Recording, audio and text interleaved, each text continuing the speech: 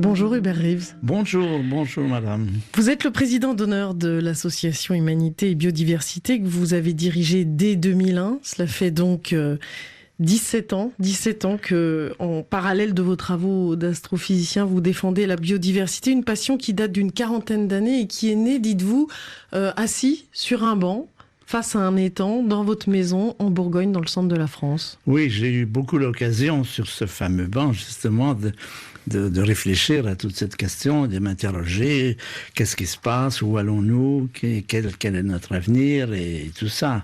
C'est des préoccupations. J'ai des enfants et des petits-enfants, et je suis inquiet de savoir quel sera l'état de cette planète dans 50 ans. Moi, dans 50 ans, je ne serai plus, sans doute.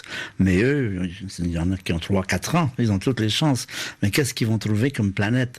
On ne peut pas répondre à cette question parce que l'avenir est inconnu.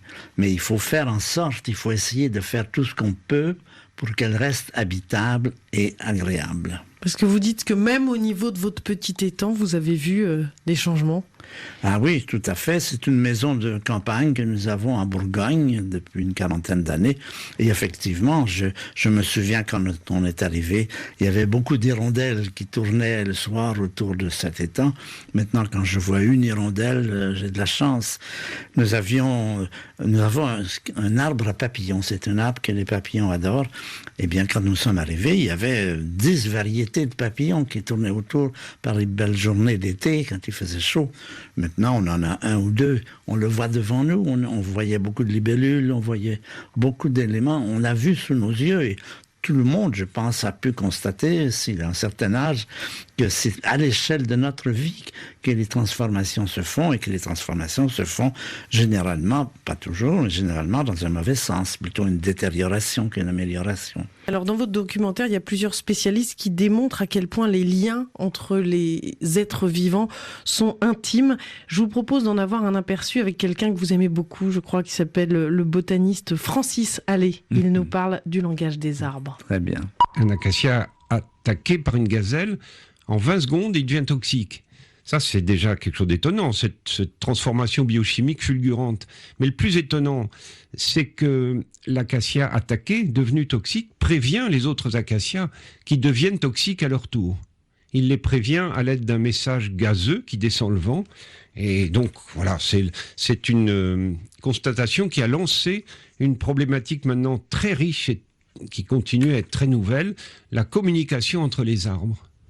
On s'en est aperçu dans les années 90 avec cet exemple de l'acacia et des gazelles d'Afrique du Sud.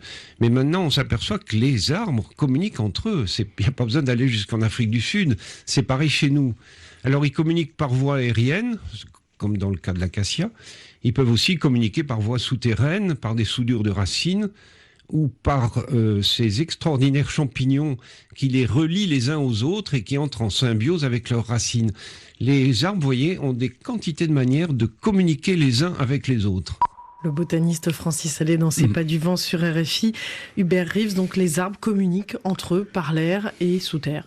Oui, ça c'est une chose dont on prend conscience, c'est qu'on a toujours considéré dans le passé que les humains, c'était ce qu'il y avait de mieux, et que les animaux, on doit les asservir, les mettre à notre service.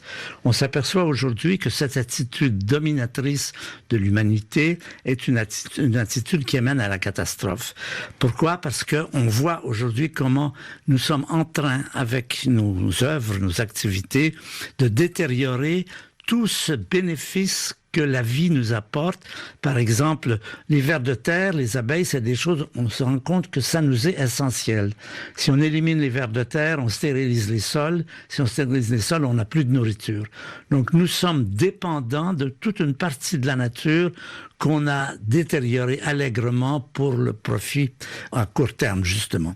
Et cette prise de conscience se manifeste, ce texte de Francis Allais, je pense, est tout à fait dans l'esprit de la période, se rendre compte que nous ne sommes pas les maîtres et les meilleurs de la Terre.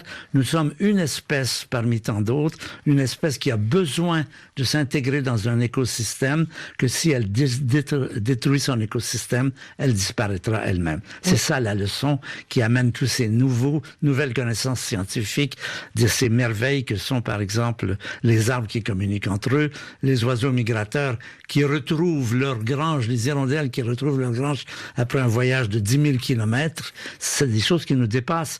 On s'aperçoit que nous sommes une espèce très intelligente et c'est précisément un de nos problèmes.